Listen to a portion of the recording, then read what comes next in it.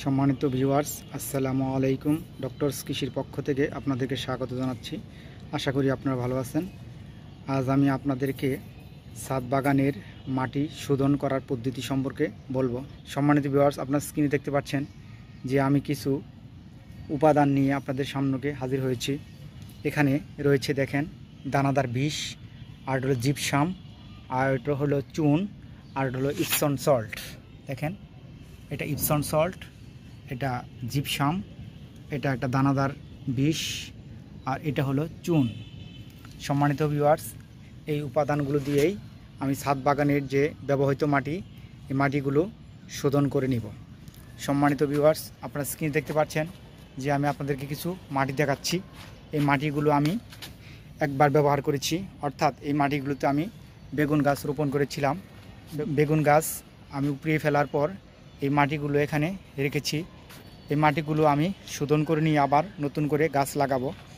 সম্মানিত ভিউয়ার্স, আমরা জানি যে আসলে একবার কোনো গাছ রোপণ করার পর সে মাটি দ্বিতীয়বার ব্যবহার করতে হলে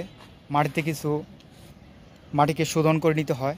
কারণ মাটিতে বিভিন্ন রকমের পোকামাকড়, ছত্রাক, এগুলো দূর না করে গাছ রোপণ করলে গাছের ফলন ভালো হয় না এবং শিকড়গুলো কেটে দেয়।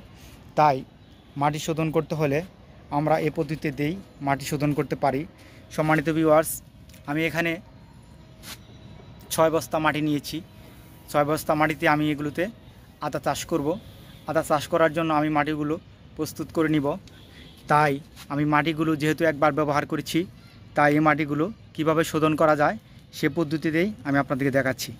এখানে আমি 50 গ্রামের মতো দানাদার বিষ নিয়েছি, আর এখানে নিয়েছি হাফ কেজি জিপসাম, আর এখানে নিয়েছি হাফ কেজি চুন, অর্থাৎ পাথর চুন যেটা, আর এখানে নিয়েছি 100 গ্রামের মতো ইপসন সল্ট। সম্মানিত ভিউয়ার্স, এই উপাদানগুলো আমি মিক্সচার করে এই মাটির সাথে মিশিয়ে দিব। মিশিয়ে দেওয়ার পর এই মাটিগুলো আমি সুন্দরভাবে 1 সপ্তাহ ঢেকে রাখবো। ঢেকে রাখার পর আমি আবার এই মাটিগুলো উলটপালট করে দিব। মাটিগুলো উলটপালট করে দেওয়ার পর আমি এই মাটিগুলোতে যে কোনো বীজ রোপণ করতে পারবো। এখানে এই মাটিগুলো শোধন করার পর আমি এখানে আদা চাষ করব। সম্মানিত ভিউয়ার্স, আমি মিক্সারগুলো এখন মাটির সাথে মিশিয়ে দিচ্ছি। আপনারা স্ক্রিন দেখতে পাচ্ছেন, এভাবে পর্যায়ক্রমে আমি মাটির সাথে মিশিয়ে দিচ্ছি।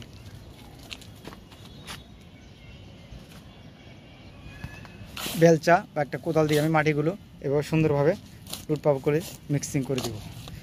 সুন্দরভাবে মাটিগুলো লুটপাট করে দিয়ে মাটিগুলো মিক্সার করে দেব। সম্মানিত ভিউয়ার্স, আমি একটা কোদাল দিয়ে এগুলো একটু মিক্সার করে দিচ্ছি।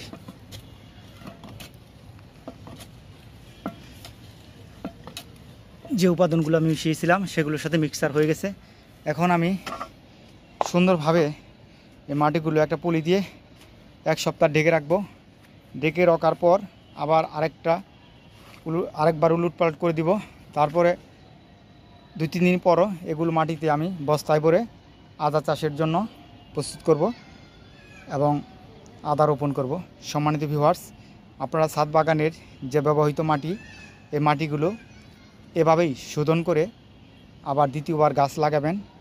আশা করি আজকে আমার এই ভিডিও থেকে আপনারা উপকৃত হবেন এবং একবার ইউজ করা মাটিকে দ্বিতীয়বার কিভাবে ইউজ করবেন এ ব্যাপারে একটা সঠিক ধারণা পেয়েছেন। সম্মানিত ভিউয়ার্স, আজ তাহলে এ পর্যন্তই। যদি আমার ভিডিওটি আপনাদের ভালো লাগে বা উপকার আসে তাহলে আমার পেজটি সাবস্ক্রাইব করবেন এবং পরবর্তী ভিডিও পাওয়ার জন্য বেল বাটন পুশ করে রাখবেন।